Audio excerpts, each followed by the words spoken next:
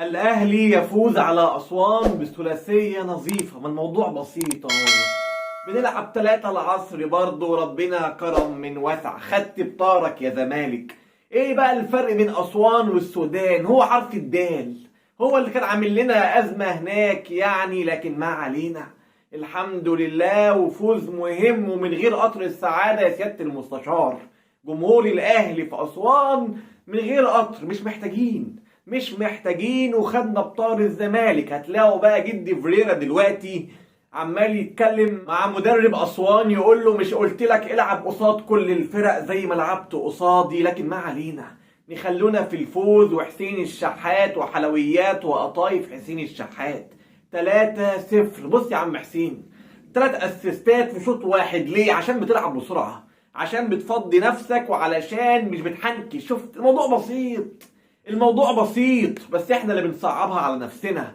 النهارده كهربا يا جمالك يا كهربا ويا دلالك يا كهربا، وكهربت الدنيا باول جول. وقبل الجول كان ليك جول تاني اوفسايد، بس معلش عم قفشه كان سرحان، كان ماسك كوبايه الشاي في ساعه عصريه وبيتامل في خلق الله. لكن ما علينا، صححنا المسار وجبنا الجول الاولاني. لكن في نجوم عندك. مروان عطية ما بقاش اسمه مروان عطية بس، بقى اسمه مروان عطية. الله أكبر. ليه؟ الواد ممتاز، الواد بيقطع كل كورة ويسلم لحسين وحسين يصنع. دي الليلة اللي دايرة سعادتك في الماتش.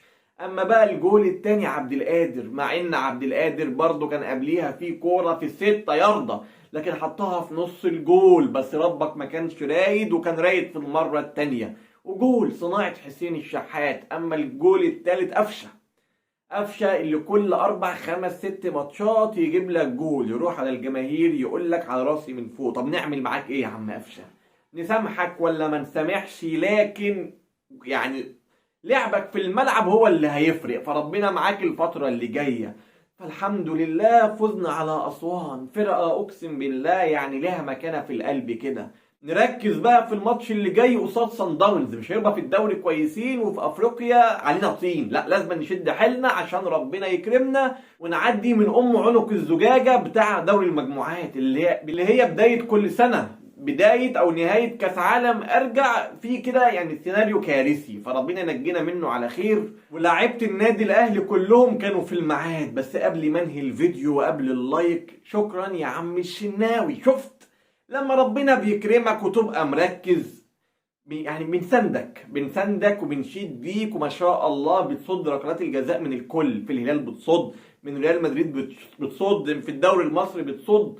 فيعني الله ينور عليك. لكن بقى لما يبقى فيه اخطاء لازم نتكلم عليها، وعشان بنحبك يا عم شنو لازم نشيد بالصح، ووقت الغلط نتكلم برضه. فشد حيلك واستمر الفترة اللي جاية. اما المعلم كولر والتدوير، يعني اهو في تدوير في الفرقة والدنيا تمام. ونتمنى اللعيبة اللي ريحت يعني ايه بلاش انتخى، نركز كده ونستعد عشان الماتش اللي جاي. وانا بقول من دلوقتي ما عنديش استعداد لأي سيناريو مش لطيف. فشدوا حيلكم، ولايك وشير واشتراك في القناة علشان دايما يوصل لكم كل جديد. وإن شاء الله أشوفكم على كل خير.